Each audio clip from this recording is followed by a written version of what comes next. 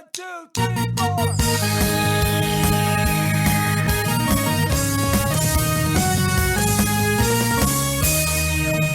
Good morning, my brothers and sisters, and welcome to the Rock of Podcasting. On this, our second part of the 112th episode, aka our 113th episode of the Good Morning Guys podcast.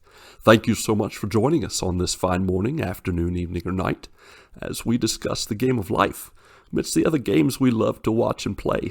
I am one of your hosts, the Scottish mountaineer and transition agent for MI6 Bond, Lucas Ham Bond.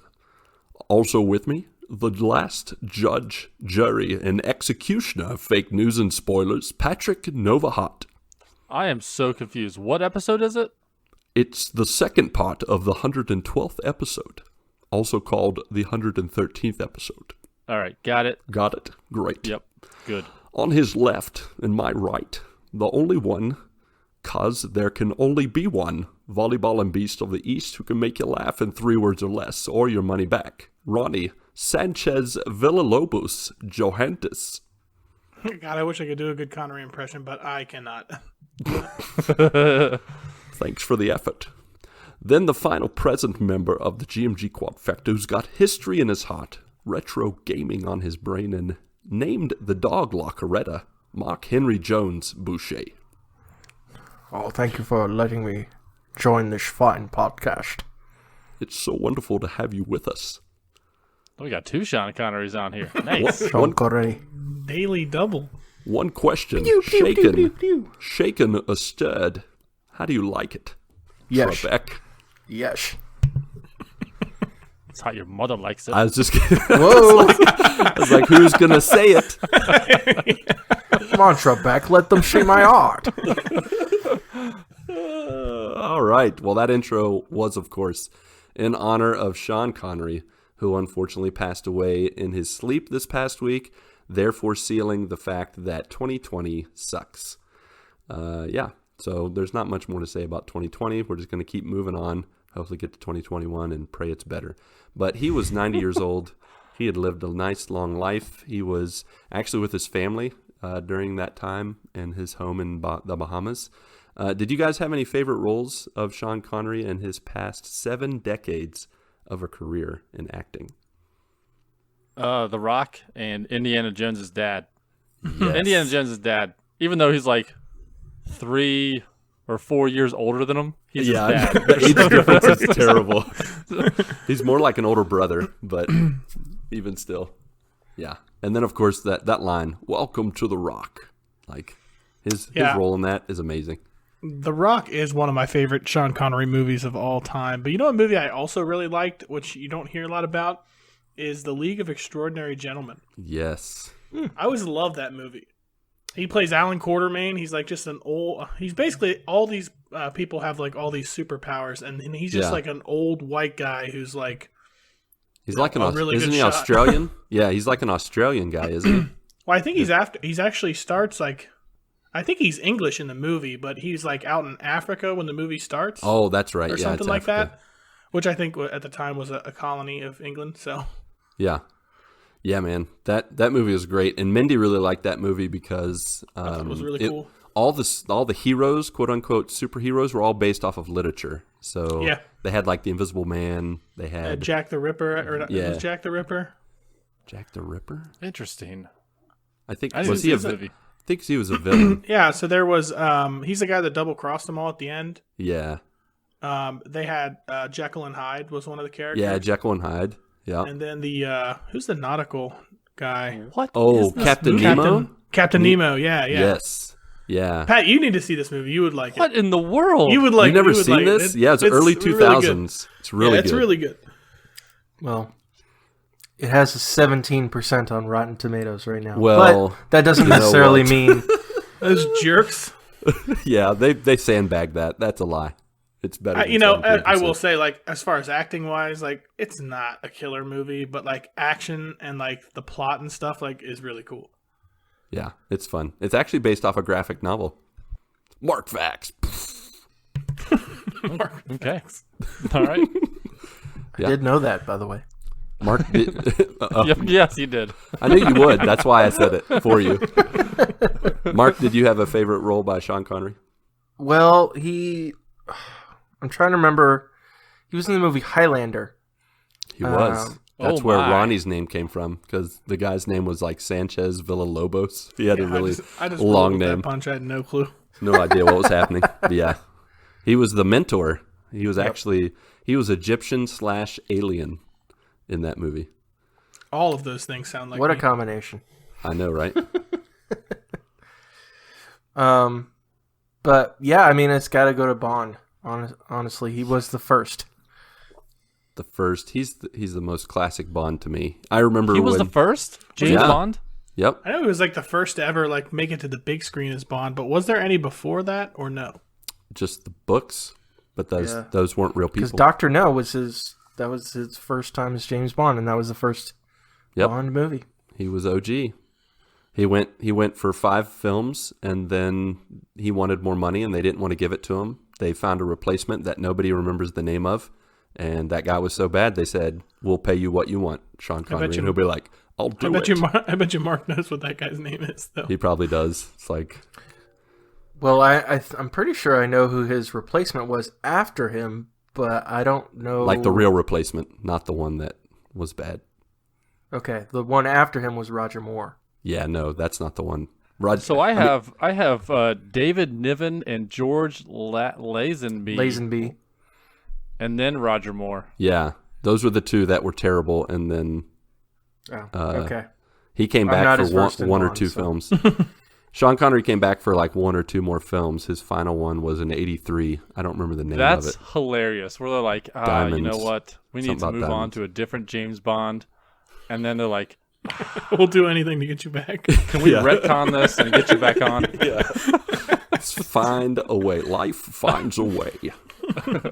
Yeah, my favorite roles, other than what you guys mentioned, of course, I was actually going to say Patrick. One of my favorite roles is when he is the father of the world's most famous archaeologist and adventurer, besides Dora the Explorer, of course, is Henry Jones Sr. in Dora the Explorer. Yep. Right up there. Thought I'd throw Dora that in there. the That's Explorer. right. There's Indiana Jones, and then a close second, Dora the Explorer. This is what parenthood does to you. You get Indiana Jones, and then the girl who talks to people who aren't even there. Can you say taco? Burrito? Do you see it? Can you say delicioso? Where's Swiper? I think I've watched about 30 seconds of Dora the Explorer in my life, and yeah, without kids, like it's that's a rough one. That is a rough one to watch. Oh, it's bad. Yeah. And what's funny is my daughter would watch that show, and she would never respond to Dora or any of the characters. So it was really this awkward silence, like when Dora wants you to repeat back, and my daughter says nothing. My son, on the other hand, he would talk to Dora a little too much. I think he had the hots for her. I think right above Dora the Explorer has got to be Nicolas Cage as he in National Treasure. Oh, okay. Benjamin Gates. Those are awesome movies. Yeah, that's true. But to go back real quick to Sean Connery, I love him in Dragonheart, where he is the voice of the dragon. I am the last one. That was a good I've one. ever seen if that. anybody saw that, Check you should that see out it. now. It's about knights and dragons and about sacrificial love, not the lifetime. Patrick, I Hallmark can't believe you've kind. never seen League of Extraordinary Gentlemen. That seems like a movie you would have 100% Get seen. on it. No, I'm looking at pictures of it right now. I do not remember this movie at all. I've seen it a bunch of times. I loved it when it first came out. I thought it was awesome. It came out in 2003. I'm like, what was I doing in 2003? I don't know. Other Nothing things. more important. I was in that's for sure. college. I must have been partying or something. I was a freshman in college. Honorable mention. Scary Did anybody times. see the movie Rising Sun with Wesley Snipes and Sean Connery? Nope. That was back in the Sure mid. didn't. Wesley Snipes. Wesley That's the Snipes. 90s right there. Now- It was- Now we're talking. It was like 91, I think. I was 9 years old, and I had no business watching that movie. I will say that it scarred me for life. I learned a lot about... There's a lot of movies we watched when we were kids that we had no business watching. No, but I learned like things that I should not have been learning at 9 years old. It was, without going into details...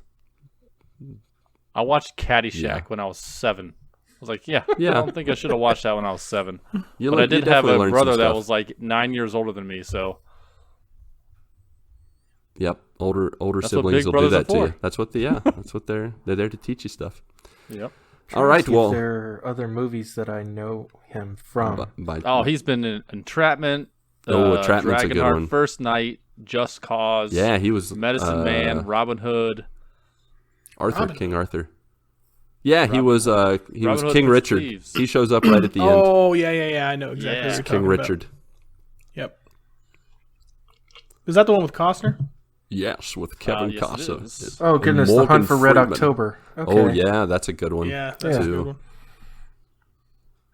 He's got a thick Russian accent in that one. That one's kind of weird to put with his, hello there. I'm Russian, can't you tell? Dashvidanya. Dashvidanya shuckers. Yeah, he didn't actually change the voice. It's like, pretend it's Russian because I told you to.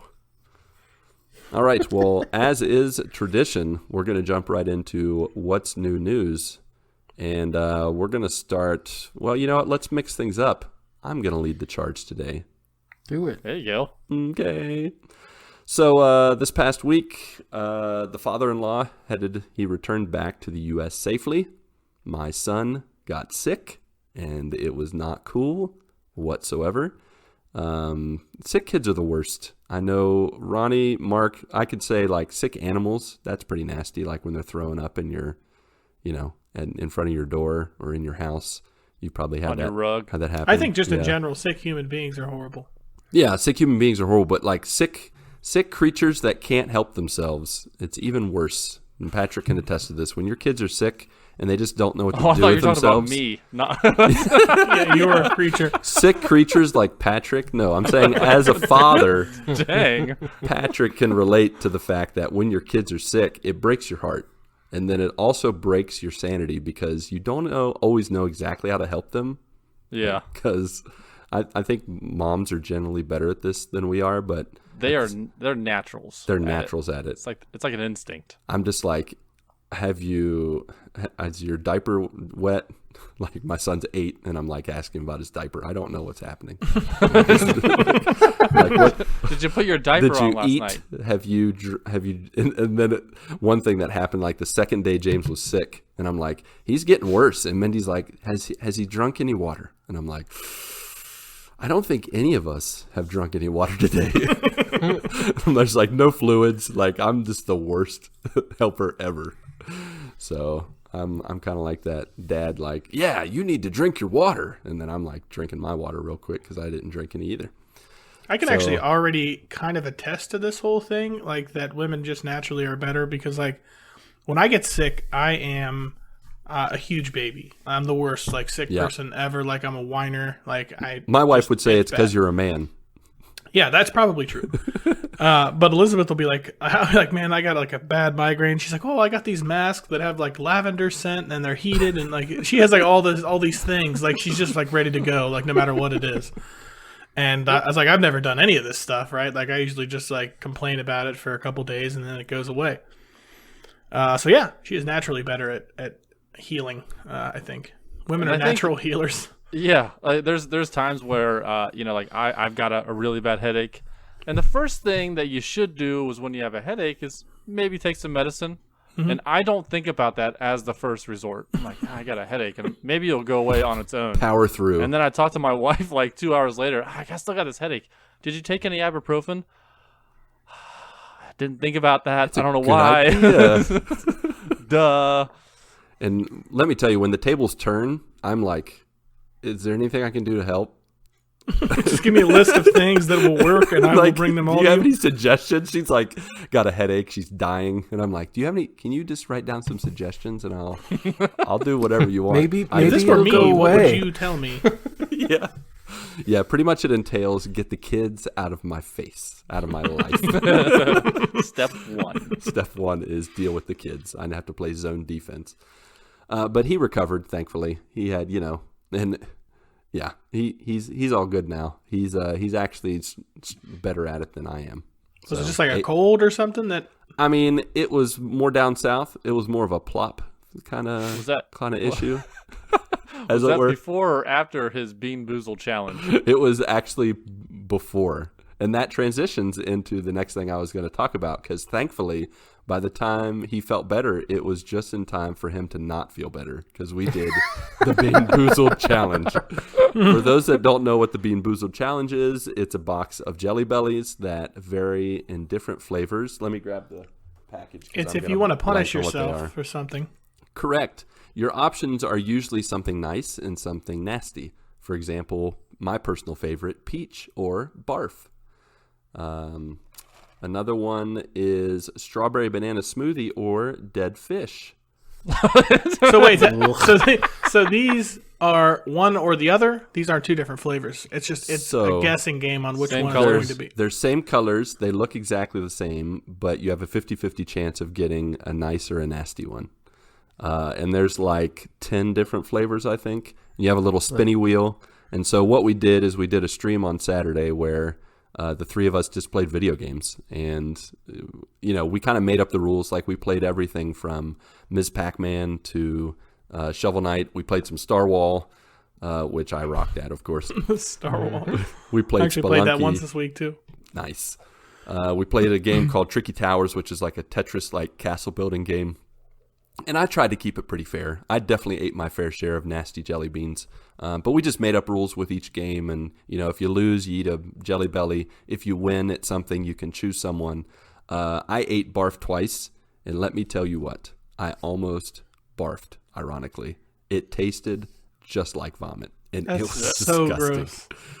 So we put a garbage can in front of us because I knew the kids would not be able to swallow the Jelly Bellies if they got the bad ones. The very first go, Natasha got stink bug, and she immediately spit it out, and I could immediately smell her breath, and it smelled just like a stink bug. It was disgusting. Is awful. It was disgusting. Surprisingly accurate. They have a flavor stink bug. They have stink bug, and it smelled just like it. It's not even food. At one point, I got dirty dishwater, and it tasted like ammonia. It was nasty. Ugh. But I swallowed all my Jelly Bellies. I manned up. And what's the point of this? This is just for the kicks and giggles. There were definitely some I fun. can't believe the kids were in on it. I can't believe they went with it. I mean, there were multiple times, and what was the running joke as the games went on and we played different games, James consistently got peach or barf, and he is so over expressive, so he would scream and run from the room and then crying and run back, and it was so funny. Now what's also funny, the first time that he had it, I'm watching the stream and he runs off camera. It's like and then he just comes back with and just throws it up. Yep. He spits it out. Yeah. Spits it out into the garbage can. I told him they had to chew it 3 times and then they could spit it out. And the first time he complained, but then he did it. I think the second or third time he got peach or barf, he was like, I'm done. I'm not playing. And so he dropped out for 1 or 2 rounds, and then he's like, I want to come back. And I'm like, you gotta eat a bean. You gotta eat a Jelly Belly. And so he did. To get back in? Yeah, to get back in, I made him eat one. Actually, I ate his peach or barf one time, and so then I held that over his head, of course, later on. I used that I blackmailed him. Did you actually get a barf, or did you get a peach? I got a barf, of course. No, I did get peach once. I think I ate that one 3 times, and I got 2 barfs and a peach.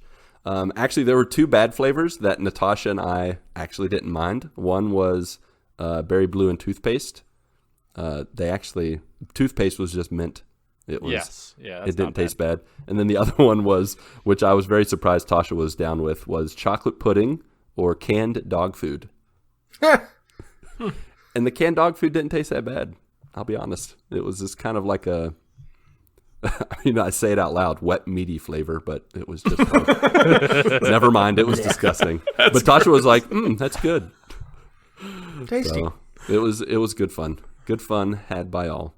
Other good fun we had, just to throw out real quick, I introduced my kids to the OG Power Rangers TV show. They had never watched the original episode, which I will say is complete trash. It's utter trash. It's utter trash. The first episode is awful. It's stupid. However, I redeemed it by skipping ahead, and we started to watch the Green Power Ranger storyline, which is where it gets good. I told them, kids, if you're going to watch anything, it's this. We watched the first episode. You know what? What? That the Green Ranger, the whole miniseries, is only like 5 episodes into the series. Yeah, it's pretty early. Starts early. Yeah. So we went to it. We watched the first episode. Then the next day, James is like, I want to know what happens. Yes. They were like asking me about it. I'm like, yes, thank you. It's sunk its teeth into you. I'm like, you sunk your teeth into it. That doesn't make sense. It's got to be your bowl. It's got to be your bowl. You're right. The last thing to note, I beat Spelunky and took down Olmec. Yay! Of the Forbidden Temple, and I was very excited. I did it live on stream. I was very angry for the first hour that I was trying because I could not get. So just to give you a little backstory, I got to Olmec at least a dozen times the day before I streamed, and then the morning before I streamed, I got to him like 4 or 5 times. James was with me the whole time because he was sick at the time, and he was trying to coach me along and encourage me. Then I streamed it. For a full hour, I did not get to Olmec, and I was getting very frustrated. And it was clear to the people in the stream that I was getting frustrated. But then the first time I got to Olmec after an hour, I took him down, and it was glorious. Nice. The final boss, I don't know if you guys played Mario 3. I think some of you have played. Yeah.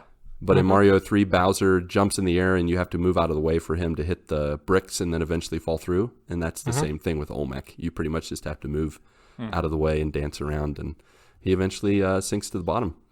And I thought I was going to be done with the game, but the kids, ever since I beat Olmec, have been wanting to play Spelunky. So now we can play like 3 players, and they've really enjoyed it. So I'll give it a final grade of 7.5 out of 10 for its simplicity, its challenge, and the couch co-op with my kids. So that's Spelunky 1, right? Yeah, that was Spelunky 1, the OG.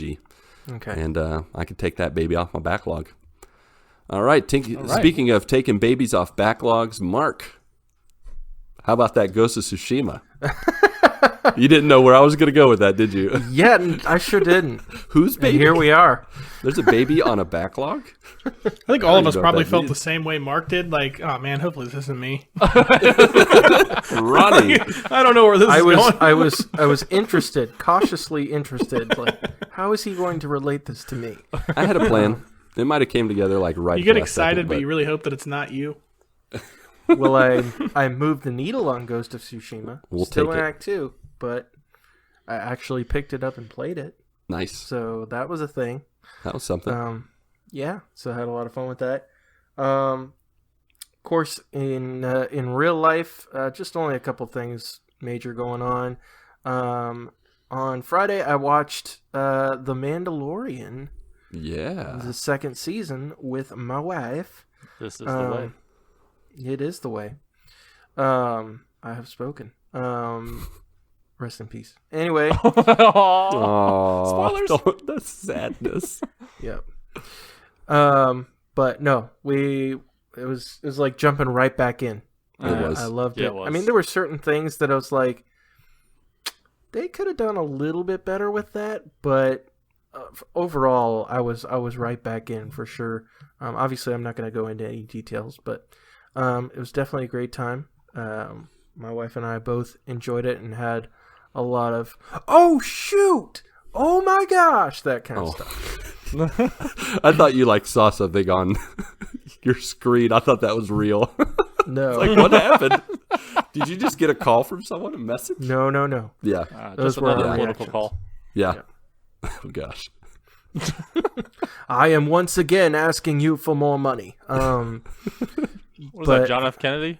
No, that's That's what I heard. no, that's Bernie Sanders. Today, I am asking you for more money. Okay, yeah. So speaking of that, have you guys seen the bad lip reading of the debate? No. Oh my gosh. It is the best. Me. It's 10 minutes long. Just look up Bad Lip Reading. It is the debate version. It came out about a week ago. It is hysterical. Interesting. Dude, those Bad Lip Reading videos are hysterical. Like, yeah, they really they're are funny. Nice. Well, anyway, so we watched that, and that was a lot of fun for sure. Also, Saturday night, didn't really do much in the way of Halloween stuff. I don't have kids except for Cisco, but dress him up, send him out, get some candy, send him out like a messenger. Candy for daddy. Everything that, or most things that people are serving in their trick or treat bowls would kill him. So probably not a good idea. Get the candy for daddy, not for him. Yeah. Okay. Yeah. I see. Yeah. You need to train him to pee on people that give you him candy up like corn. a baby. A hairy baby. But one of my favorite bands growing up is a band called Lifehouse. We have several of their songs on the Good Morning Guys playlist. They celebrated the 20th anniversary of their first album coming out by having a little live stream concert. And so watched that, which was great. Everything sounded good. Those were and then Sunday night we had a big get together with my wife's family, who came out of town, from out of town. So that was a lot of fun. We had chili, which was perfect because the weather has gotten nice and cool around here. The weather's gotten chilly. Yes, it has. Perfect fall weather, perfect weather for chili. So had a great time with them. On the gaming side of things, obviously, like I said, moved the needle on Ghost of Tsushima a little bit. On the Retrooctober side of things, we went ahead and finished out the month, which I had a lot of fun with Retrooctober, and I think a lot of people enjoyed it. So we'll do something like that next year, hopefully with like some N64 and PlayStation games and stuff like that. Cool. Love to revisit those. You're going to do Retranuary or Retrarch or... No. Retrarch. Retrarch. It just flows off the tongue. Yeah, it does. It does. Nope. Do it. Do it. Yeah, it rolls and tumbles and falls down the stairs off the tongue. Yeah. Ugh, Retrarch. Seconds to Retrarch. Fred Retrarch. Rarary. Are you guys okay? I just mixed way too many months together. Subtoba. But so we played part 2 of Star Tropics on Tuesday night, which unfortunately I did not get to finish the game on stream. And honestly, I really wasn't that far away from the end. But in my own time, I went ahead and beat the game, which was awesome. I'm glad I can finally say I actually beat that game. Nice. It was a good game. Congrats, I really man. wish Nintendo would revisit it. But who knows if they will. But Saturday, I had Kristen on stream playing Kirby's Dream Land 3 and Super Mario Brothers 3 on stream, which, when she said she was willing to jump on, I had to jump at the opportunity before it disappeared. But she had a lot of fun, and it was a great time. Saturday night, I announced our new thing, which is called the GMG Game of the Month, where we're going to focus on one game per month. I'm going to spread it out through, 4 or 5 different streams spanning out a month. And the first month is the new game Ghost Runner, which is like FPS futuristic ninja, like Mirror's Edge type game. Looks cool. So a lot of like free running and things like that. So I'm excited for that. I've been looking forward to playing that because it looks fun. So, but yeah, that is pretty much my week in a nutshell. Patrick. Hi. How was your week, sir? It was good. That's Great. good. Fantastic. I guess I'll start with the gaming front. So we have next gen systems coming out in like a week, And crazy. Yeah, so I'm getting to both the Xbox S and the PlayStation 5. So right now I'm like, I've got 3 games I want to play, but I kind of want to wait for them for the when the new systems drop. I got Crash Bandicoot 4. I've got the Until Dawn Supermassive games. I think it's called Little Hope. I got that one, and then I got Watch Dogs Legion. I kind of want to wait until the PlayStation 5 before I start playing those games. So what I've been doing in the meantime is I've been playing Xbox 360 games. Throw it way back. Yeah, I went like it's through 2005. yeah, no, just like okay, I'm just like kind of like biding my time kind of thing. Where I'm just if I'm gonna play some games, I'm playing some older games. That and Apex. But I threw in WWE 2K14. I went through the WrestleMania, 30 years of WrestleMania storyline again, which was fun. And then I put in WWE 2K13, which goes through the Attitude Era, which is like Stone Cold, The Rock, Mankind, Undertaker, Kane. You know, like the 96 through 2000, like the biggest, I would say, the height of wrestling was at that time. So I thought I'd play that game. So there's like, I don't know, maybe like 60 matches in that storyline, and I got to the 5th match, and all of a sudden, the Xbox 360 just like stops loading, and I'm like, what is happening? And then it just goes back to the home screen and says it could not read the disc. So I'm like, what? So I just opened up the disc tray, wiped off the disc, put it back in there, and it couldn't read it. I'm like, what is happening? Oh no. So I get it out, and I get it out, and I'm gonna clean it off again, but I look at the back, and there is a huge crack right down the middle of the disc, and it looks like there's a burn mark on it. Like I've had this Laser Xbox burn? 360 for, I don't know, 14 years, I guess, and I've never had a disc actually burn. I've burned discs before, putting music on them. Yeah. So I was kind of bummed. So I had my Xbox 360 on, so I started playing the NCAA Football 14, which is still so much fun. I found online that you can download the latest rosters. So I'm playing with the 2020 rosters for the Cincinnati Bearcats. Nice. So it was kind of fun to play that, and so I've been playing a little bit of that. Just biding my time before the new systems come out.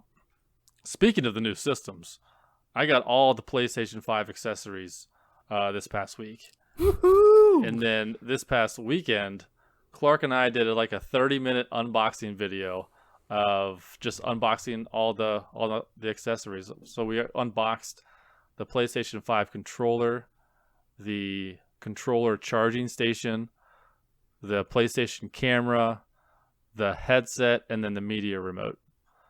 And it was fun. It was fun just sitting there. What's that? It looked like it. Yeah. That's fun to do. He had a good time, and he was. There was points where I don't know if you watched the stream, but if you ended up watching it, there's points where Clark is up in the camera, just looking at himself on the screen. So. Yeah. Yep. My son definitely did that on Saturday with the Bean Boozled challenge. Like right at the end, when I said we were going to wrap things up, both my kids went up and like got right up to the front of the camera and like, all right, guys, make sure to like our channel. And they said all this YouTube stuff that like, I subscribe, never said, comment below. That was a pretty fun time. It was cool to open up. Really, the ones I was looking forward to were the PlayStation 5 controller and the new 3D headset. And I got to tell you, this 3D headset is leagues better than the headset that I have on right now, that I used to have. The one that I had was like a $40-$50 headset that I've had for several years. And basically, the old headset, if I'm playing Apex and I hear footsteps or gunfire out of my left ear, I don't know exactly where the enemy is, only that they're to the left. And so I look left and try to find them. With this new headset, it is like pinpoint accuracy. I can hear if someone's behind me to like my 45-degree angle or my 10 o'clock or 2 o'clock. I can really tell where they are. So I'm pretty excited about this new headset. How much was that headset? Just $100. And it doesn't have it has like a hidden microphone. So my old headset had like one of those microphones cords that comes across your mouth. This one's hidden, so it feels weird to me because for years I've had that microphone cord. So plus it was wired. Now it's wireless and it just feels so much better. So I played Apex with that last night and it was great. It was absolutely awesome. Cool. And then the PlayStation 5 controller, it just feels good. Yeah, you got to hook that up to your Switch, man. Oh heck no! You can hook it up. Actually, you can hook it up to your PS3 also. It works with the PS3. What? Yeah. FYI. Mark fact. You talking about the controller? Yeah. You can get the controller to wirelessly work with PS3. But not the PS4. That is correct. And the Switch. Not the Xbox. What? Yeah. But I think with the Switch, don't you have to get like an extra little thing to make it work, or? No, it's magic. Oh, it's magic. Okay. That's weird. No, I don't know how. I just saw a video of some guy using it with his Switch, and I was like, well, you can use it with your Switch, so. So yeah, I'm excited. Another week, and I'll have next-gen systems. Yeah, man. Also, this past weekend was Halloween, so the kids dressed up. We went trick-or-treating. In past years, we've gone to like big neighborhoods, and with big neighborhoods, they're with a lot of kids. You're getting like the fun size candy. We went to like the street over down in our neighborhood, and we just went to one street. This was like a gold mine. We get there, the first house we go to, the kids get a bag of chips, they get a Powerade, and then they get to pick out one big, huge, king size, full size candy bar or whatever they had. So they had like a Toblerone, peanut butter M&Ms, like a big box of peanut butter M&Ms. They had M&Ms. They had what Clark got was like, I don't know, it looked like an 8-inch long Rice Krispie treat. Okay. This was the first house we went to. I'm like, all right. And how many bags did we bring with us, kids? We need a suitcase. Yeah, Clark was like, I can't carry this anymore. He's like, this is so heavy. I'm like, oh darn, you're getting all this candy. First world problems. Yeah, pretty much. Kids these days, man. I saw Mel posted it on Facebook. She's like, here's the 9-pound bag of candy my kids brought back. On one street. This was like the street of all streets to go to. So now, did you have people like just leaving a bowl out in front of their house and doing the social distancing, or did it vary? It varied. So we had people that were they had masks and they were sitting on their porch, and then they had bowls out. Some just had bowls out, and others were handing candy out. But with this street, there weren't too many kids, so they were like, "Hey, take a whole handful. Here's 16." They were chucking candy at them like it's Burger King giving out ketchup packets. Nice. Or Long John Silver's giving out their tartar sauce. They were just like throwing it at them. So nice. They were pumped. Real quick, speaking of Burger King, I don't know if they did this in the U.S. Transition. Not just an aside. They did a thing here where if you went through the drive-thru of Burger King with riding a broom, they would give you a free Whopper. Wow. Did you do it? I didn't, but what? I didn't. Aren't you not allowed to be in a drive-thru like on foot? You're not supposed to, but they made an exception for October 31st. That's hilarious. And people were lined up around the block to get their free Whopper on their brooms. On their brooms, like all these people. It like made it to national news, and like everybody, showing. You could probably Google it. I'll have to find it and send you guys a link to it. You won't understand what they're saying, but you'll see by the picture what's happening. That's good stuff. Yeah, it's crazy. But yeah, that's about it for me. Ronnie. Well, I definitely don't have a lot. I also watched The Mandalorian. I think we probably all did, I would assume, Lucas. Yes. You can get that now. The child is back. Exactly. Cuter than ever. I love it nice. so much. It was nice to have it back, really. I forgot how much I liked that show, I think. And then it does, like Mark said, it just like throws you right back into it. So it was really cool. It's got that awesome like background music. Like the Western music. It's awesome. Sweet. Yeah, love it. We also had Halloween Saturday. We handed out candy, pretty much like we do every year. We got actually a pretty good amount of kids this year. I found that in like the first hour, we get like a ton of trick-or-treaters. And then the last hour, everybody pretty much dies off. But we probably got over 100, I would say. Wow, you should probably call the police about that if everyone's dying off. They just died off.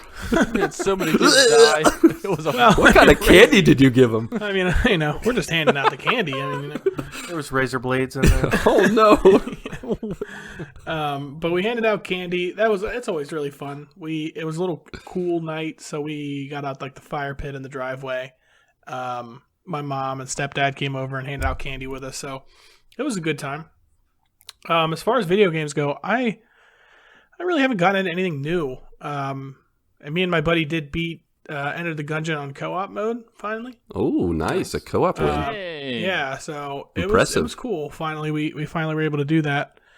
There's a couple things left in the game that I want to do, but for the most part, like I'm on my way out on it. So I actually think the next game that I might get is the Assassin's Creed Valhalla coming out on the 10th. Oh, that looks like the videos from that game look potentially cooler than any video I've ever seen for a video game. I mean, they look really good, and Assassin's Creed games are pretty good. I've been in the past hit or miss with them. Like I bought I don't remember what the Revolutionary War one was, but 3? I remember I bought that and I did not play it very much afterwards. For whatever reason, I couldn't get into it. I played Black Flag a ton. I loved that one. Yeah. Yep. Who doesn't want to be a pirate? Yeah, exactly right. Exactly. So I might end up getting that as my next game. I know I was talking about getting the Avengers game, but for some reason I just haven't been that interested in it. And the last thing I want to do is spend another $60 or $70 on a game and then never play it again. I did that last with Luigi's Mansion. I'm trying not to do that again. Yeah, you can't really compare Avengers to Luigi's Mansion. Well, what I'm comparing is if I buy it and I don't play it very much. You can wait. Let some more characters come out. Let the overall world and the overall experience, let it develop more. Here in 6 months, it'll be more than worth your $60. I think you might get more interested in the game once the Avengers or the Marvel movies and TV shows start coming out again. Yes. It'll be a good time. Yeah. Yep, that is true. But I might get the Valhalla game. I don't know. Because now we're in that weird stage where new consoles are coming out, and if you have an old console, it's like a weird. You're like, should I buy it? Like, I don't. You know what I mean? Ronnie, I need to take just a quick moment and again sell you on PlayStation. So the PS5. Here we go. You ready? Now, I'm ready. Listen to me. The PS5's coming out, and if you get the subscription, like the Xbox has the Xbox Gold or whatever, where you pay to play online, they give you a dozen or so free games from PS4, but then they're up-resed and, all nice and pretty for the PS5. And one of the games in that is Valhalla's big brother called God of War. Yeah. And you need to play this game. I actually think that I probably would really like God of War. I've never actually played one of them, but some of my close friends have, and they swear on those games. Yes. Here's the kicker about the PS5. You have to actually find one. That's the big one. Yeah. I believe Ronnie can do it. If you didn't pre-order, if you're not camping out or whatever, you're probably not going to find it until the beginning of the year. I don't go camping even for camping. I have a whole house, so I don't ever have to camp again. But eventually, you should get one. Yes. Agreed. Yeah. Yes. I hear here is the list I'm of taking PlayStation. No, go right ahead with your list. Here's the list of PlayStation games coming out with the collection that Lucas had just mentioned: Batman: Arkham Knight, Battlefield 1, Bloodborne, Call of Duty Black Ops 3, Crash Bandicoot Insane Trilogy, Days Gone, which is a zombie survival open world game, Detroit Become Human, Fallout 4, Final Fantasy 15, God of War, Infamous Second Son, The Last Guardian, The Last of Us Remastered, Monster Hunter World, Mortal Kombat 10, Persona 5, Ratchet & Clank, Resident Evil 7, Uncharted 4, and Until Dawn. That is what you get. That is a ton of games. How much is the whole actual PlayStation? Like $600? No. Depends on which one you get. Yeah, I never know which one to get. I feel like I always get a model lower than what I should. I'm definitely going to consult all of you guys before I actually buy one. Do you buy your games digitally? Yes. Then get the digital edition. Ooh, then it's $400. And it's $400. Yeah. That's not bad. Yeah, no, I don't see the point really in physical game copies, I guess, unless I was collecting them of some kind. And you get all those games for just your one yearly subscription of, what is it, $50? 60? You can get it online for $40. MLB The Show is on PlayStation. Yeah, that is, you do know me. There you go. Yep. Come on. So I might do that. Come on. Chipping away. I will not search and look. If it's a hassle to find one, I will 100% wait it out until they are That's fine. readily available. That's fair. That's 2022. That'll be fine. Honestly, that would work for me. No, I was never like one. I think it was the Xbox 360 maybe. I don't recall the year that came out. It was like 04 maybe. I don't know. I think it was the end of November 05. 05. I think that was the last. That was the first and the last game that I waited in line actually to get, or console. I actually stood in line at a mall at midnight waiting for that one.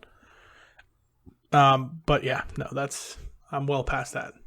I'm about 20 years past my prime in that zone. But other than that, I didn't really have anything else going on. I actually have kind of got the itch to get back into Ark. I talked with Eric with Bangleman 09. There you go. And maybe we'll jump back in there and go to a new map and see how long we play that. But that's it for me. All right. Sounds good, man. Glad to hear it. I did forget to mention one thing, by the way, just to lay it all out on the table. I had forgotten to share that the other day I played a new game with the kids. Not a video game, but a board game called Googly Eyes, and it was absolutely hilarious. Whether being partially blind because of the googly eye glasses or having to write or draw with your left hand, it was like Pictionary.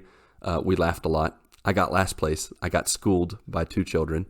It was great. At one point, Tasha drew something that looked like a scaly horse, like a horse snake, and neither James nor I got it, and she got very upset with us, telling us it was actually a zebra. She was wrong. It was not a zebra. Look at that scales. It was awful looking. It was not a zebra. Exactly.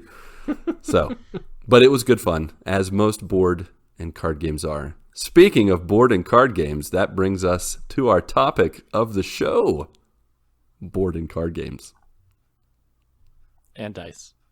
And Parcheesi. What is Parcheesi? I think it's a board game, but I just went with it. It's just fun to say. Yeah, that's right, folks.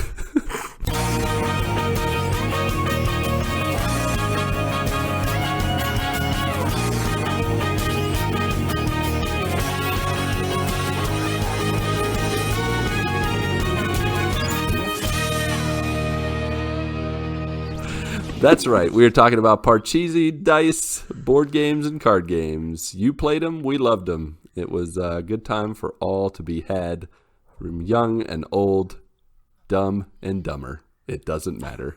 As long as someone reads the directions. As long as someone reads the directions, you could do it. No, we're talking about our favorite board games. You ever played a game trying to play it without reading the directions? Oh, it's chaos. Stupid. It's impossible. You get to the end and you're like, did we know this piece was here? Like, were we supposed to use this? And they're like, yeah. Did you ever get taught a card game and then not listen? Yes, you have. I was there when you did it. yes, you have. You didn't listen many times. We've all experienced somebody doing that. Yeah, board and card games are... I love how they haven't been left behind in the dust to video games and mobile games. I think they're still alive and well. They have actually expanded and gotten crazy. We're going to get into those later, but I kind of want to start with the classics, so we can talk about, what we grew up playing, the classics we enjoy playing with family, friends.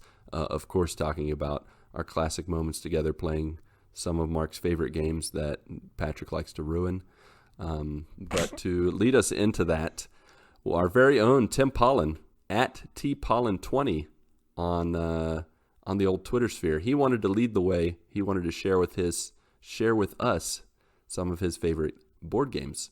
He said, Christmas, when everyone is home, the tradition is Scrabble after lunch, not before, after lunch. It's important. It's very important. You got to have a full tummy in order to think of the words and the letters. I play the old nap game after lunch. Napple? Exactly right. It's a Napple, is that what it's called? It's called Napple. Napple. After that, we leading next to apples with wine and spirits. That's dangerous, Tim. I've played apples to apples when people are sober, and they just go at each other's throats. They're like, this is the stupidest adjective noun combination I've ever seen in my life. Whoever played this is an idiot. Yeah. It's hilarious. Inappropriate answers and mom blushing are always guaranteed. So true. That's true. So true. Let's see.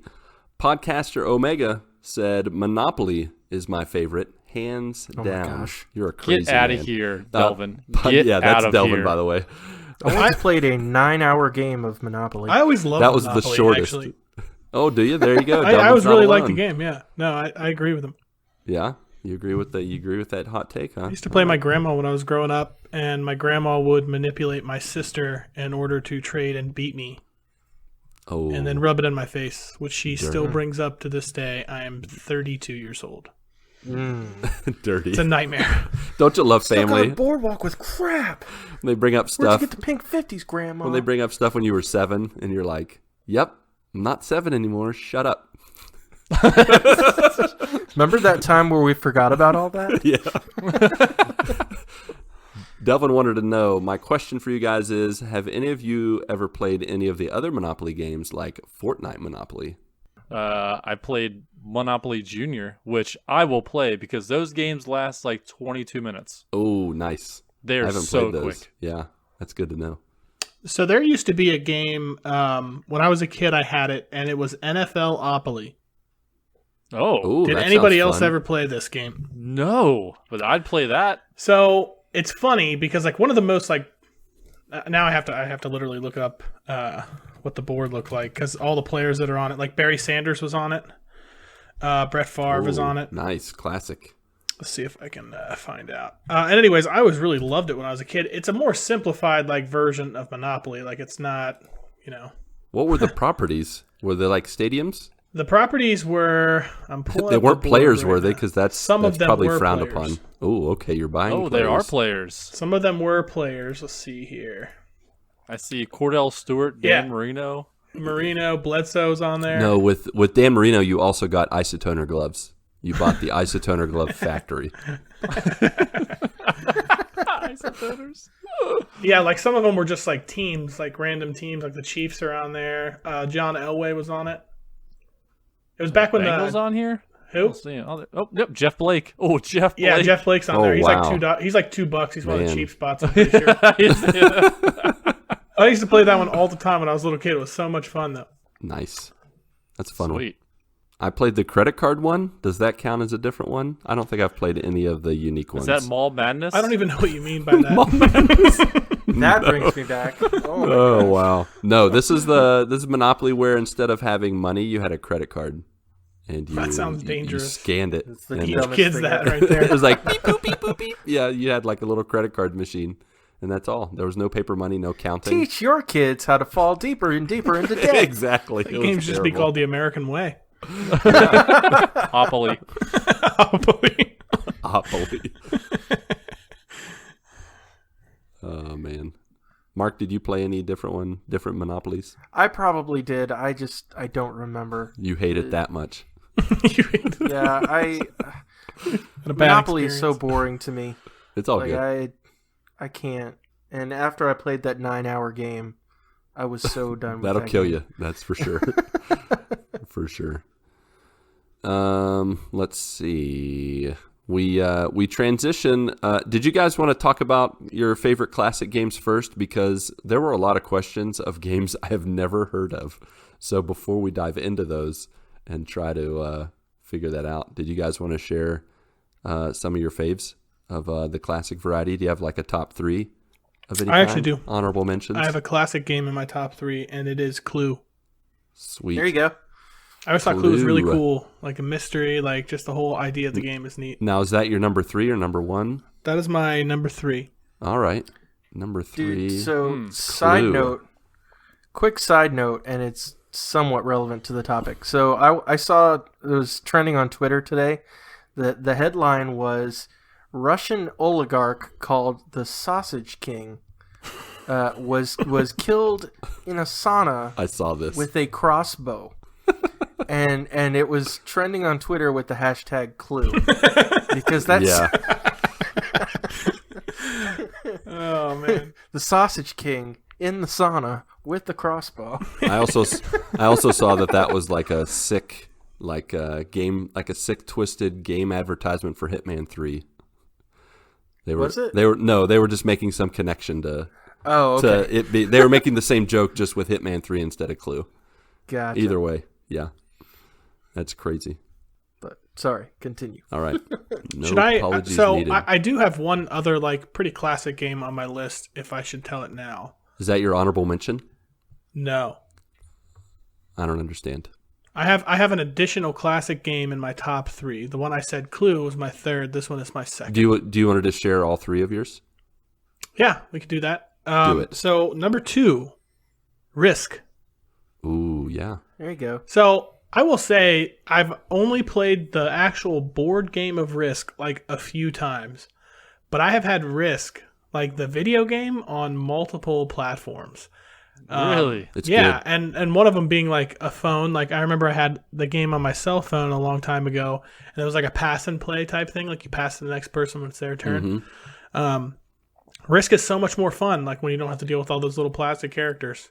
Oh, it takes so much time. Then you roll to, the dice, spread you them knock them all out over the place. Like, yeah, it was a disaster. Like the actual board, but the actual like core of the game is really cool. Yeah, that's the same with Monopoly. I actually to go back to Monopoly real quick. Exactly. Yeah, I have the video game, and it's so much easier. There's no setup. There's no.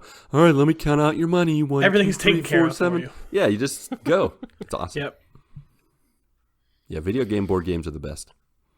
And then Risk is a good one. Number 1. Number 1 is What is not really a classic game. It is a card game. It is, but I think it's a classic. A lot of people know about it.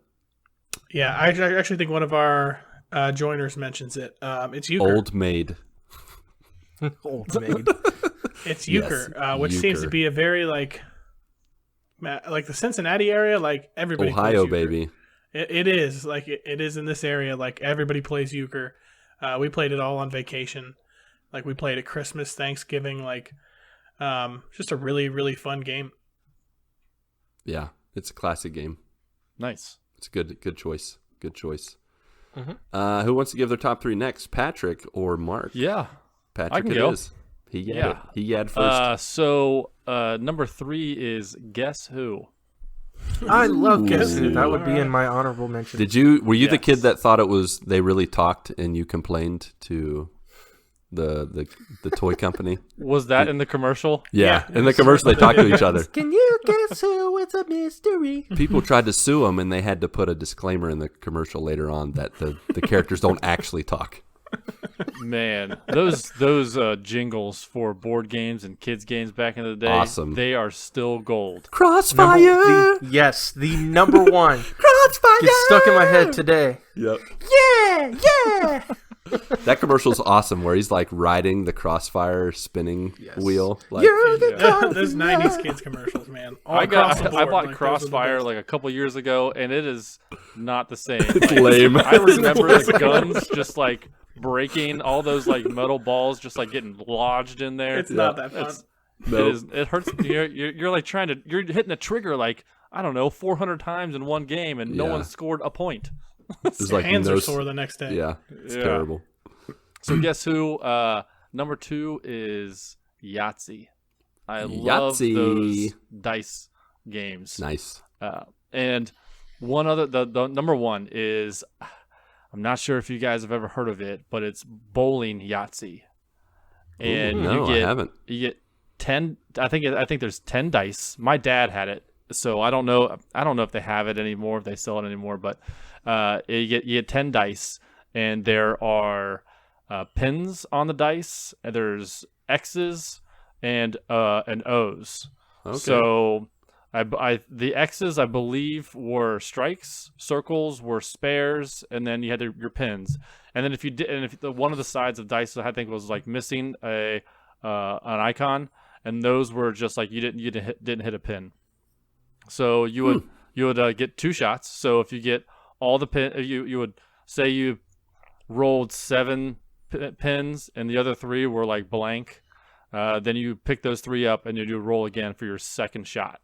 And yeah, it was just, I was a big bowler when I was growing up. So playing that game was really, really fun. And I was over at my parents' house for Christmas. I think it was this past Christmas, and my dad busted it out, and we played it again. It felt like good old times back when I was younger. Nice. So yeah, that game is awesome. I'm gonna see if I can find a picture of that. Now, did you say that's your number 2 or your number 1? That's my number 1. Yahtzee was number 2. Oh, Yahtzee, then bowling Yahtzee. So Yahtzee took 2 of your top spots. Yeah, I love those games. I never even knew there were variations of Yahtzee back in the day. Like, I thought there was just Yahtzee. You got your cup, you got your dice, and then you just roll it out and see what you can get. They have the Yahtzee game on the phone that you can like play with friends too. Like, oh, do they? That's cool. Pretty good. Yeah, that's a pretty good one. Yeah. I'm looking on Amazon right now. They call it bowling dice, but I think it was bowling Yahtzee when I was growing up. Okay, nice. Yeah, all that's right. a fun one. All right, Mark, you got yourself a top 3 list? I sure do. So, my number 3, I don't know if this is technically a classic quote unquote game or not, but it's a game that's been around for quite a while. It's a game called Mad Gab. Yeah. I just have to say it now. That's my number 3 also. Yay! Yeah. That's awesome. Twinsies. Yay!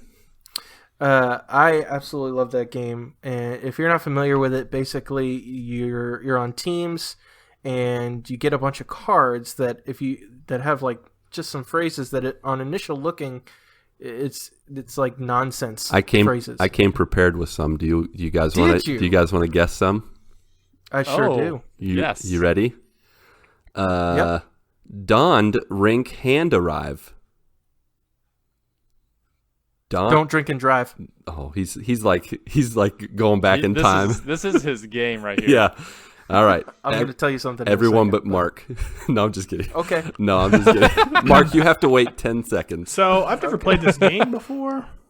So what are the rules for Mad Gab? So how it works is someone has to read a combination of words that don't make any sense, and then it makes phonetically a real sentence. So like I said, donned rink hand arrive, and it was don't drink and drive.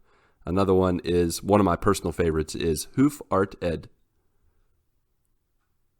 Who farted? Exactly. And then another one is used ink.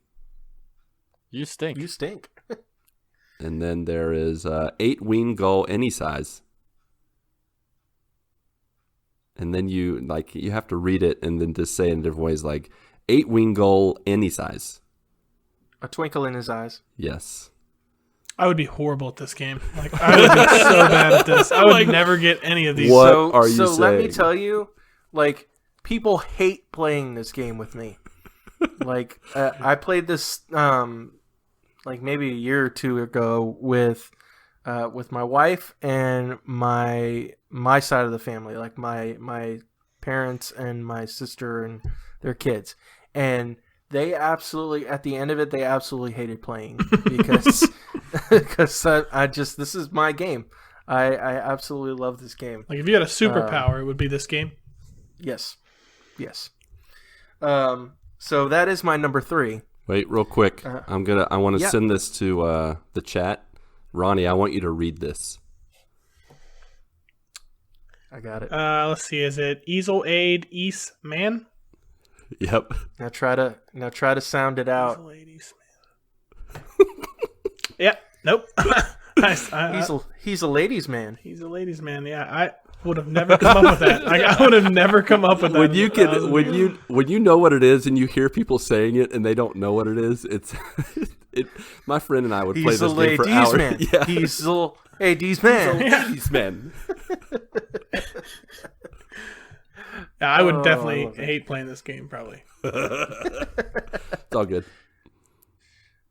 So yeah, that's my number 3 pick. Number 2, I don't know if you guys are familiar with this game. It's a game called Mancala. Oh, yes. I'm familiar with it, and my wife is the master at it, so I hate this game. So when I was a kid, we had like a summer rec center that you could be a part of in town, where it's basically a place where you could drop off your kids, and there were activities that they could do throughout the day. And they had a bunch of stations set up with different card games and things like that, like Uno and all that kind of stuff.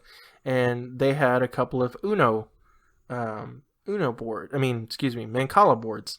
And so if you're not familiar, basically, you have a series of like slots on this board with 2 little bigger slots on the end, one for each person playing. It's a 2-player game, and that's kind of like your goal.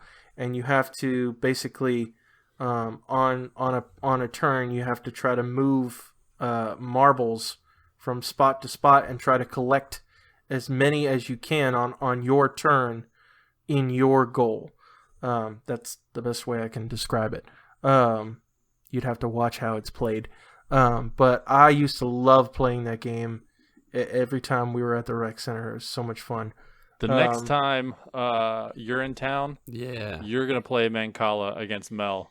I'll probably get schooled. I didn't say I was good at it. Patrick and I'll play. I'm going to get a trophy made. You just have to make her agree to play Mad Gab afterwards, Mark. No, there we go. Patrick and I. No, what'll be the challenge? A tournament of board games. Mark and Mel will play that marble game. I've already forgotten. Mancala? Yep, Mancala, Marble Cala. And Patrick and I will be constantly saying really loud and obnoxious voices, all the Mad Gab things while you're playing to distract I will be you. yelling from the background somewhere. Stop playing games. I'll be like, I pillow fizz-eye.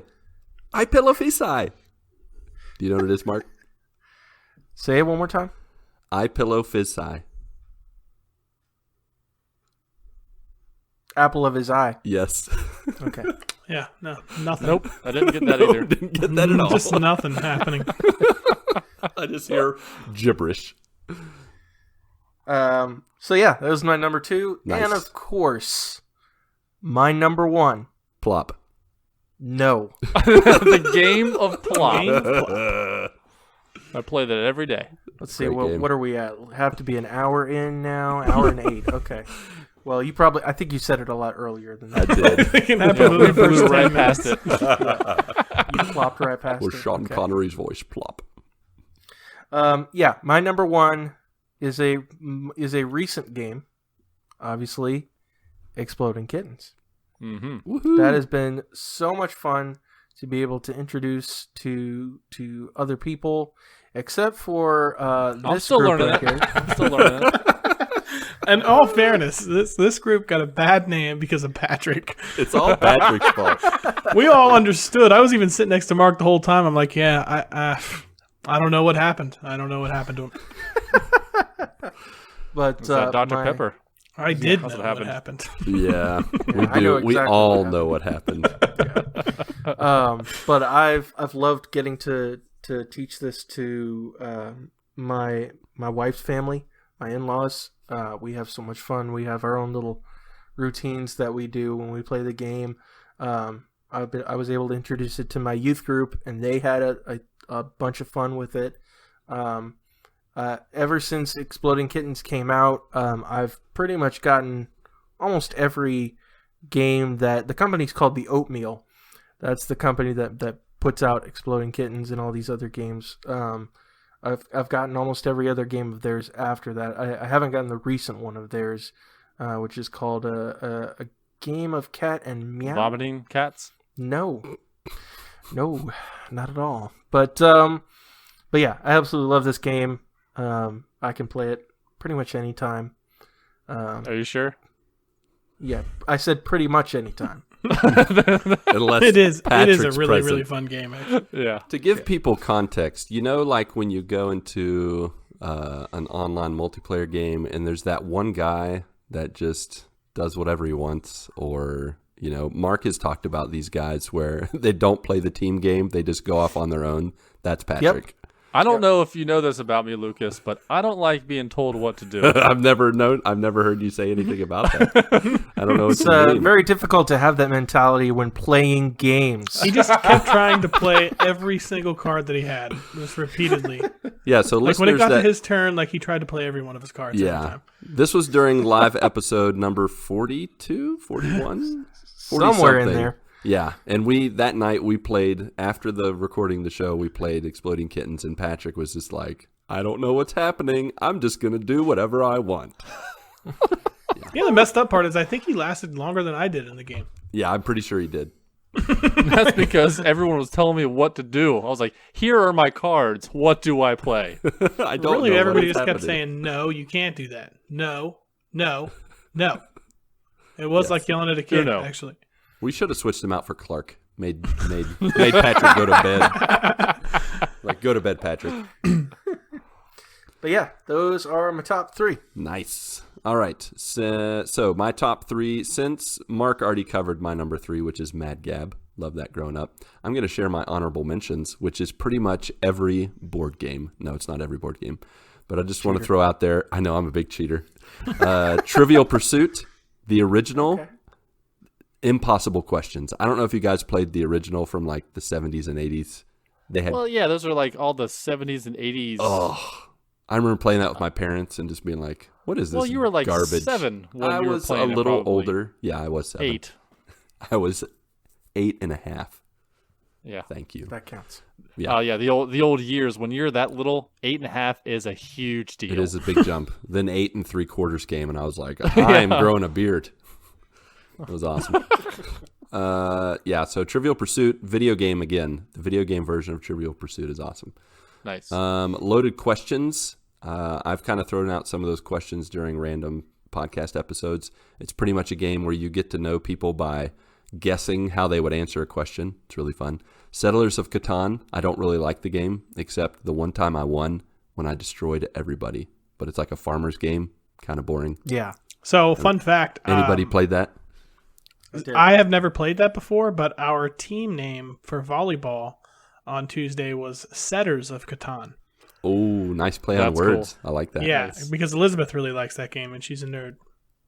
Yes. I've still never played it, though. Everybody's Good like, on oh, you. awesome name. I'm like, oh, thanks. I don't even know what it means. I don't know what's going on. And then classic Uno.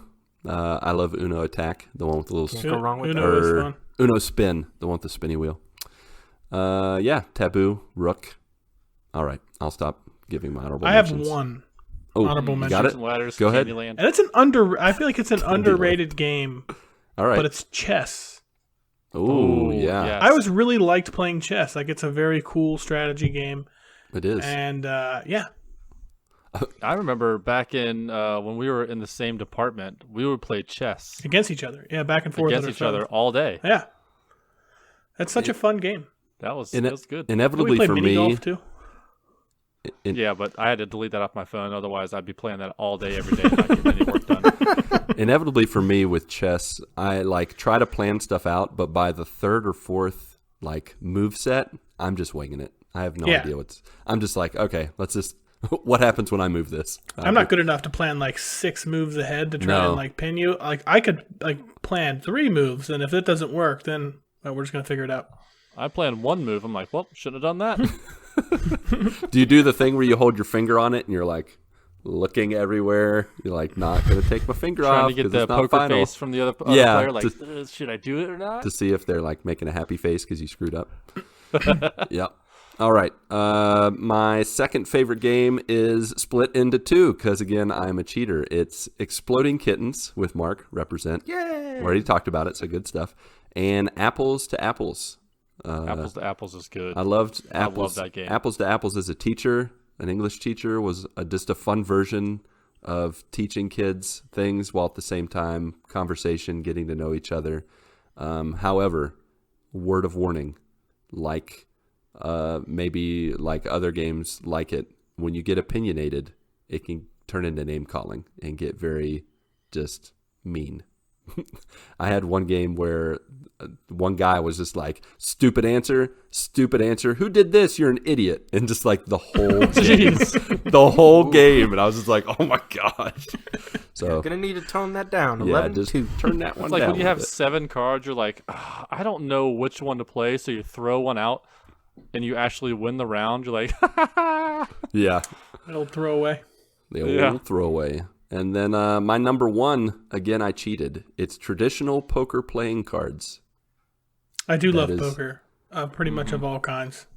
But my answer is just using the cards. So for euchre, kind of all encompassing. Poker, there. Oh, you cheater! Golf, Urf. Did you guys ever play Urf?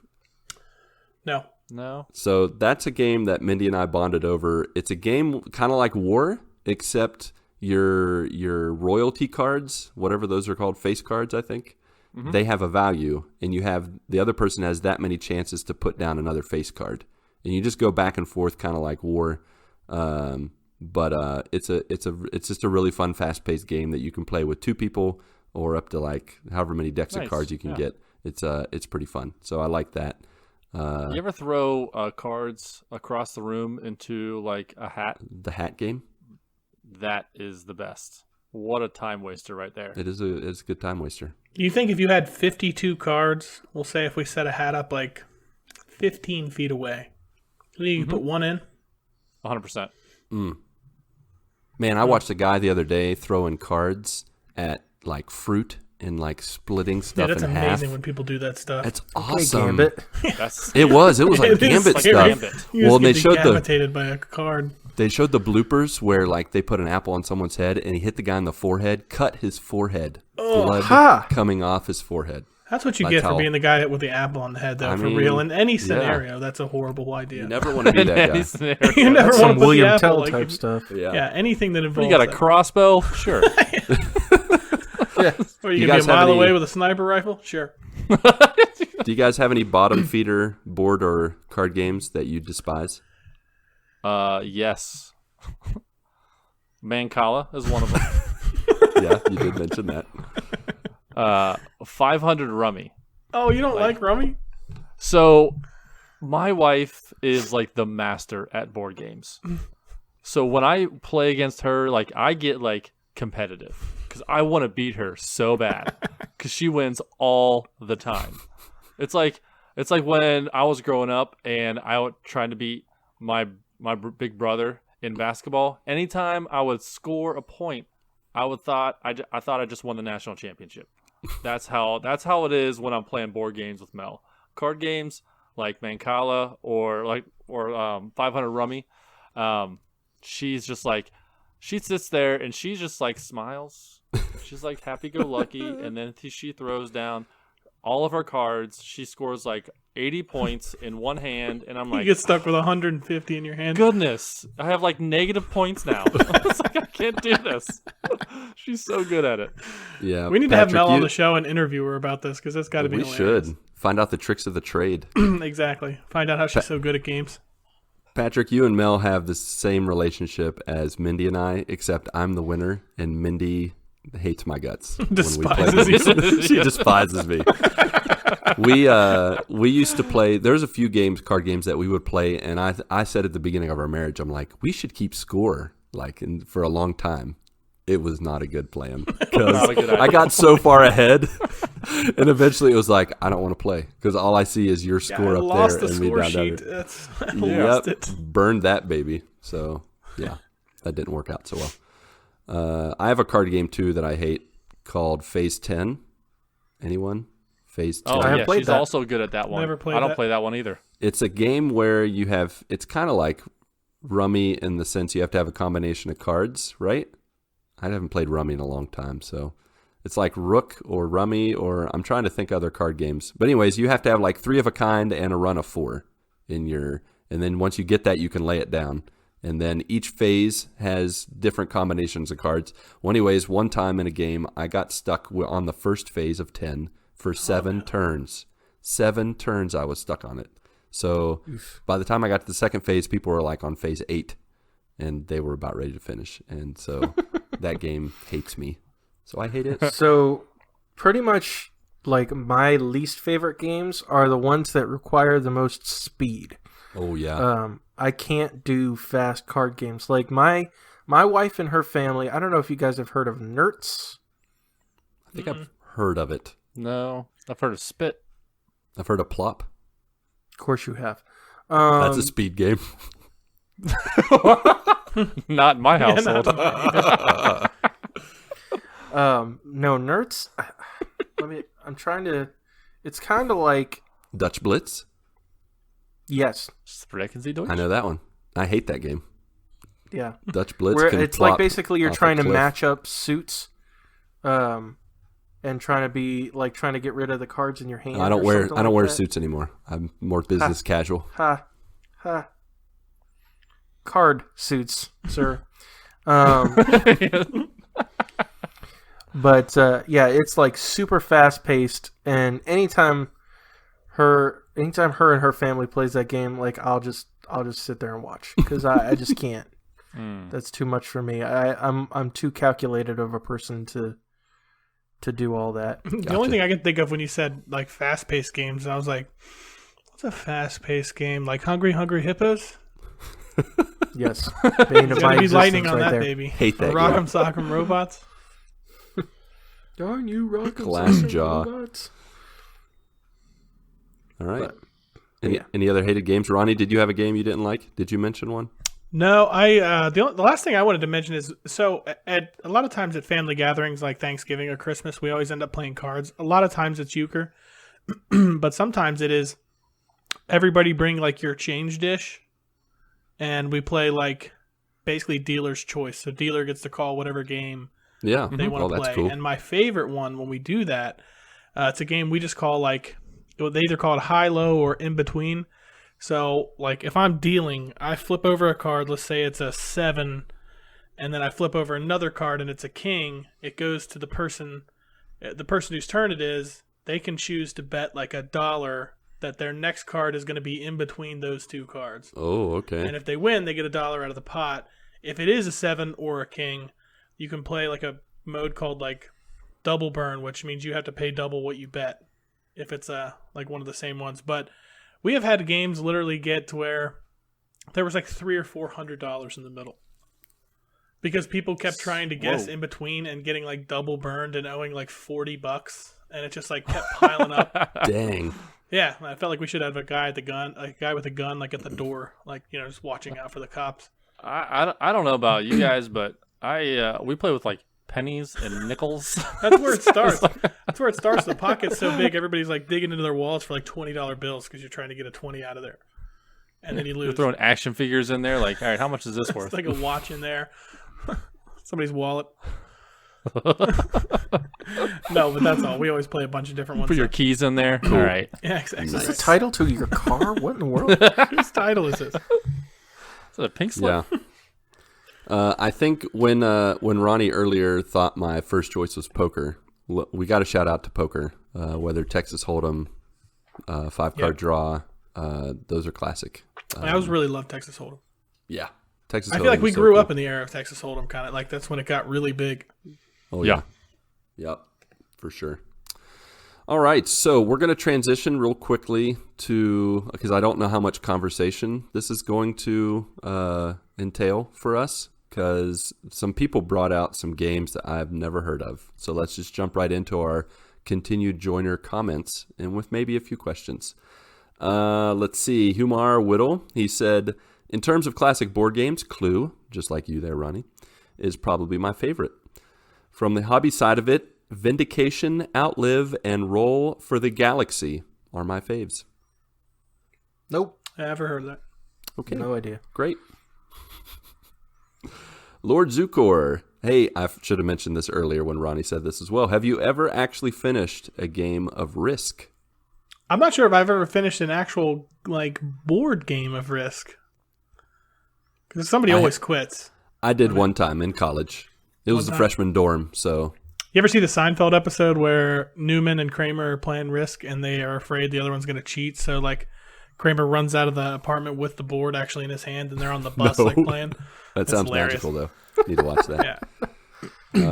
Lord Zukor continues, the only time I have was when I played Halo Risk. That sounds fun.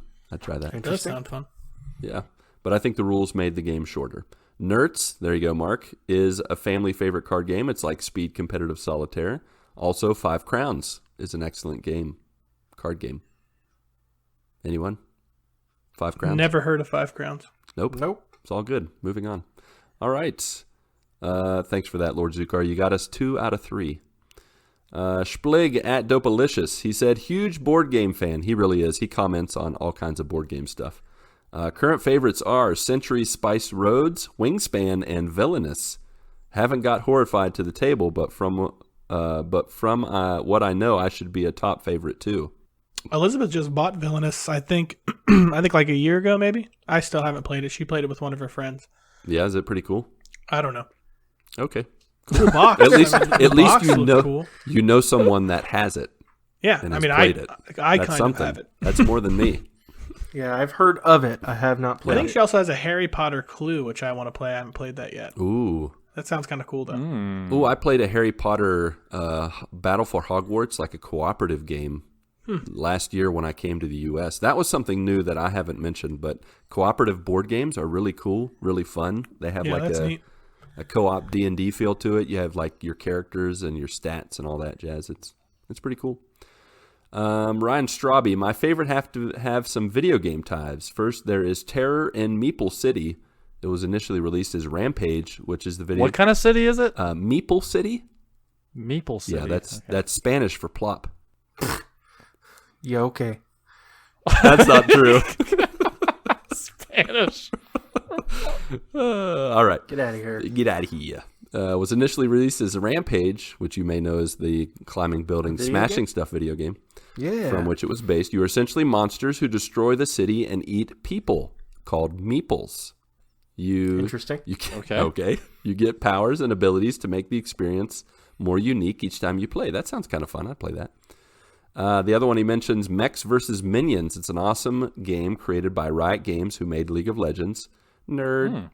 Heard of that. Yep. This is a co-op game where you and 3 others maneuver mechs around the board through command lines that allow you to move, turn, and attack. It becomes very strategic and hilarious as the minions cause damage. I highly recommend checking out both of these. And then he also posted pictures if you'd like to go back and check it out.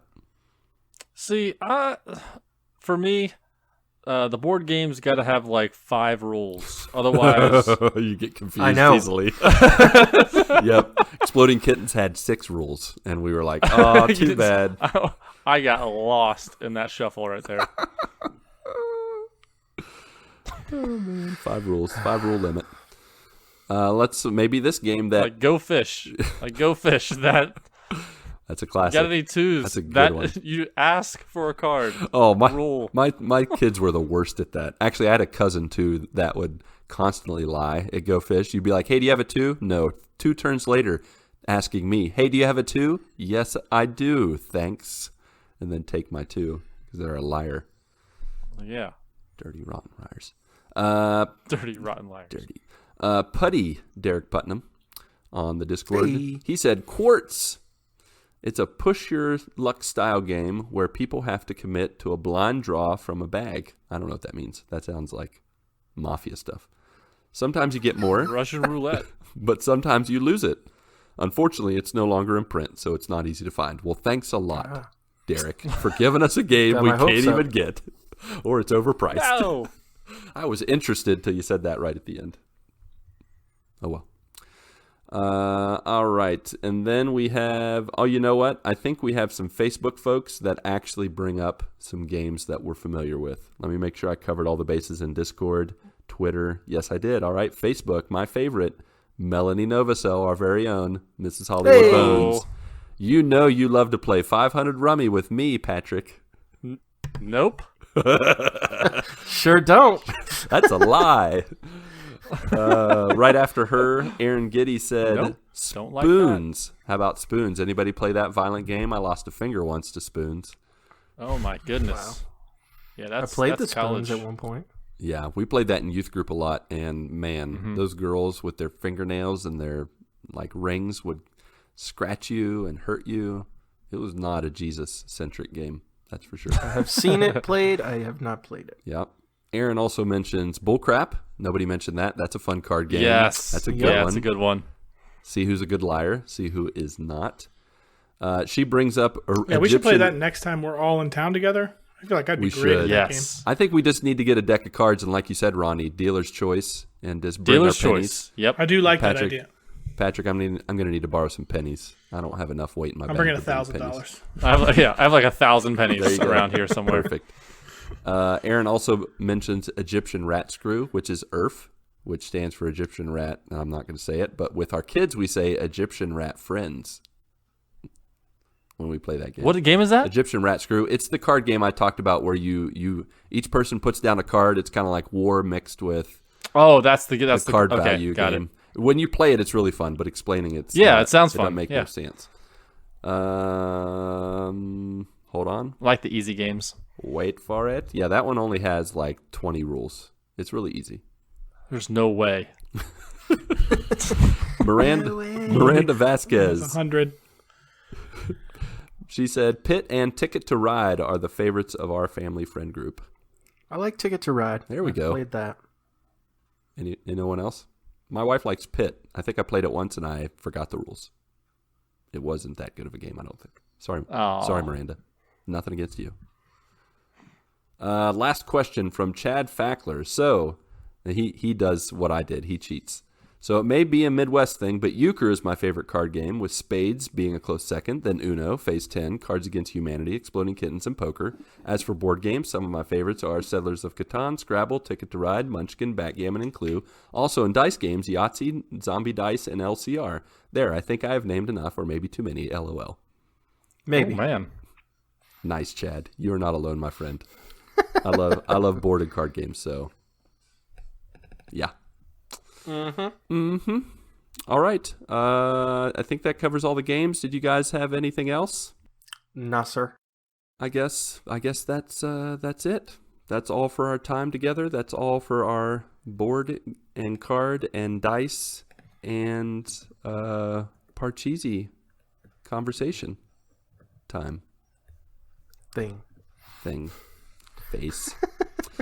Before jumping into our playlists, let's mix it up a little bit, shall we? And do some very quick housekeeping where we offer towels, Andes, candies, chocolates on your pillows, and tip you off things you need to know. If you have not and you've made it this far, you might as well get on that old Apple Podcast, Podchaser, Stitcher review machine and rate and review us. Science has proven that it will help more joiners join us. Also, we are happy that you did join us today, but we really hope you will go beyond listening. So check out our show notes to see our handles on Twitter, or also you could chat and connect with us and our GMG joiners on Discord, where we're talking about everything from dad jokes, God and faith, Pop-Tarts, next-gen gaming, and Calplops, just to name a few things.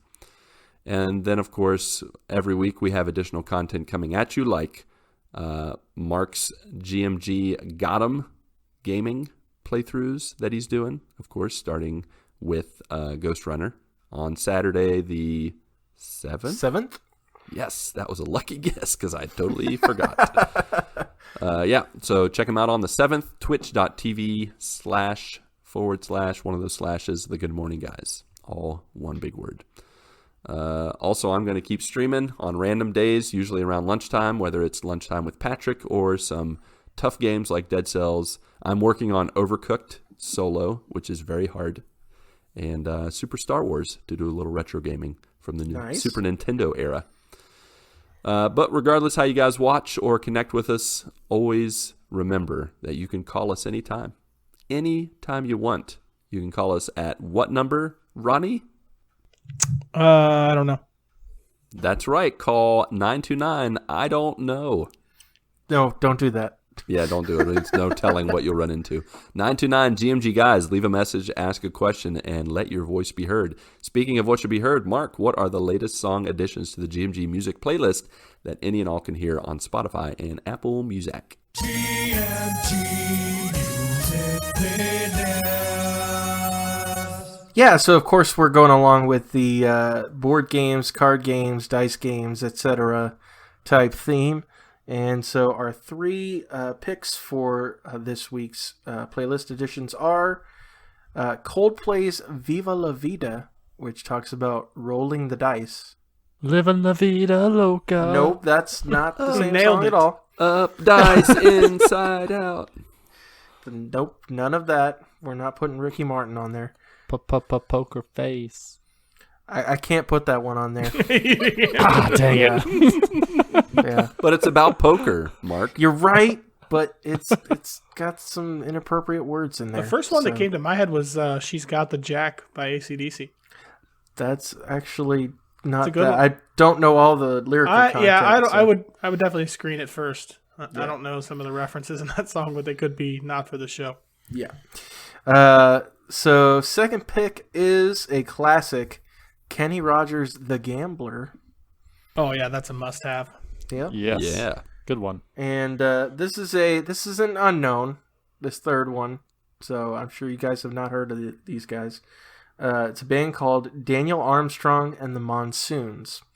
It's a song called Board Games. It's literally. I have heard of that actually. Really? No, we'll at have that. to lie.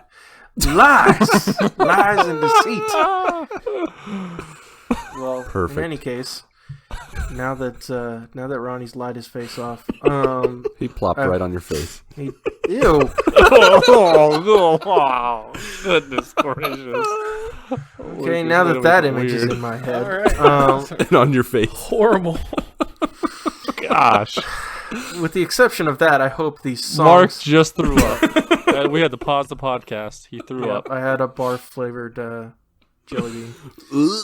Yeah. So I hope those songs and not that image help you get your good morning on. Good luck. If that image helps you get your good morning on, You've got You need problems. you're welcome. There's help for that. All right. Well, besides the weekly GMG music playlist that I just threw off the rails, we are continuing? Did I mention it's midnight 30 here in Brazil? We are continuing to pull together the GMG video game top 100 that we will rank and reveal in a future episode. Which game would you guys like to add to the list today? Starting with, not Ronnie, Patrick. Beat Saber. Ooh, yeah. Nice. Good pick. Mario Kart 64. All right. Was that the first one that had the power slide, the 64? Indeed it was. I have a question. Number one, have we added Skyrim? I think I might have done that. Hey, On the Mark, list. you said Mario Kart 64 last week, by the way. What? Did we? Way to go, Mark. Wait. We did talk about it. Did we? No. Did we even get to actually talk about our game editions last week? Yeah. Did Yep. we? We sure did. We sure did, buddy. It's so good of a game. It's How many on of there these do we twice. got? Because I'm See, running out of games. I thought that was one of the things that we missed. Ronnie, So- I got plenty of games. I can feed you games. I mean, I starting might need next to. week. I mean, I need some games fed here coming up soon. Yeah. You could pick one of the South Park games. I was going to mention it, No, but there. so the game that I want to add is I think I've added Skyrim. If not, I will add that at a later time. But I want to I add might have also added Skyrim. Pac-Man, Oh, yes. Wait, the OG, right? the OG. Nice. Good choice. You can't play the Pac-Man game now. Like if you find it like on an arcade, you can't play it without feeling like an 8-year-old kid again playing it for the first time. Yeah, for sure. It's classic. It is. Just so you know, Ronnie, episode 106, I mentioned Skyrim. Sorry. You could do Skyrim Switch Edition. I'll do Skyrim PS4 Edition. You could do like Amazon Echo Edition. Google Stadia Edition. Yeah. Ooh, nobody wants that. Okay. So, in line with the Mario theme, Mario Party. Which one? 1, 2, 3, 4, 5, 6, 7, 8, 9. The first one. Or 20. I don't remember how many there are. Okay. OG? Yep. You're going to notice that a lot of my games are Nintendo games. Yes. Is that Mario Party 64, essentially? Indeed. Because the first one was on 64, right? Indeed. Indeed Okay. it was. Indeed. My game is Telltale's Tales from the Borderlands. Classic. Love that. It's funny. Makes me laugh. I actually looked up a list of the 20 most popular video games, and number 1 is already Minecraft. Gross. Yeah, it's true. You know what number 2 is, though? Counter-Strike. Plop. I forgot dang all about it. Counter-Strike. You talk too fast. Number 2 is Plop, Ronnie. You didn't let me say it. No, it is not. My bad. No, I'm just kidding. Counter-Strike? No, that's what you do while you're playing games. Yeah. Oh, that's right. Yeah, Counter-Strike. I forgot about it. It's a side mission. Yeah, I never played Counter-Strike either. Yeah, I never had a strong enough PC to play Counter-Strike. I've heard a lot of people played it. Yeah, it was like the premier first person shooter in its heyday. Mm-hmm. All right. Well, there you go. We've just added a few more games. It feels like we've added 8 games, but we've only added 4. It does feel like that. We're like I've throwing mentioned out. at least 6, I feel like. Mark's repeated Mario Kart 64 now 3 times, I think. Working on 4 next week. I hope he says it again. The best. For the 4th consecutive week, Mario Kart 64. Oh, man. All right. Next week, Patrick, you're in charge. So whatever you want to talk about, you've been warned. Yeah. Next week is improv. Yeah. By I was the just way. going to say, you have improv powers, so you're going to Because the next gen systems are coming out, and I am not going to be editing while I'm playing the next gen systems. So improv, it's going to go up. Just the way it is. No editing. Oh, man. All Raw. Ronnie's going to edit next week. Raw, uncut, and uncensored. Raw and unplopped. Ugh. Man, talk to your I'll doctor edit next about week. that. That'll be fun. Oh, yes, please, Ronnie, edit. Pat, see if you can get Mel on for our board game interview. That'll be at 100%. one plant. Wait, right now? No, I'm not right now. Yep, go talk to her. Go. Let's go wake her up. Oh, man. Alrighty then. Pat, Mark, and Ronnie J, along with you, our beloved friends, family, and joiners, go get your good morning this week, and may God bless and guide your lives as you live, as you work, and as you plop. And game. 1, 2, 3, 4.